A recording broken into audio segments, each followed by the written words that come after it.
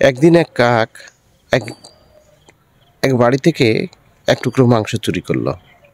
কাকটি মাংস চুরি করে মনের আনন্দে সে গাছের ডালে বসে কা কাক বলে গান শুরু করে দিল। কাকের মনে খুবই আনন্দ হলো যে অনেক দিন পরে আমি মাংস পেয়েছি, আজকে পেটটি ভরে মাংসটি খাবো। এই সময় সেই পথ ধরে যাচ্ছিল একটি ধূর্ত শিয়াল। ধূর্ত শৃগাল যাবার পথে দেখলো কাক এক টুকরা মাংস নিয়ে গাছের ডালে বসে আছে খাবার জন্য। শৃগাল খুবই বুদ্ধিমান প্রাণী, আপনারা সকলেই জানেন। শৃগাল মনে মনে ফন্দি করলো যে এই কাক থেকে কিভাবে মাংসের টুকরোটা ছিনিয়ে নেওয়া যায়। শৃগাল গিয়ে গাছের নিচে বসলো। গাছের নিচে বসে কাকের দিকে অপলক দৃষ্টিতে চেয়ে থাকলো। কিছুক্ষণ চেয়ে থাকার পরে কাককে উদ্দেশ্য করে বলল, কাক ভাই, দেখো আল্লাহ তাআলা তোমাকে কত সুন্দর করে সৃষ্টি করেছে।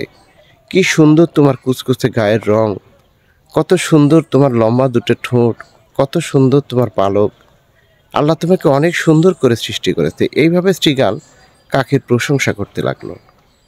কাক প্রশংসার কথা শুনতে শুনতে কখন যে নিজেকে হারিয়ে ফেলেছে কাক নিজেও টের পায়নি।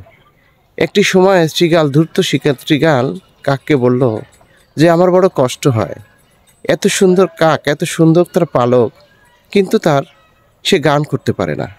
এই কথা শুনে শৃগাল কা কা বলে ডেকে উঠল।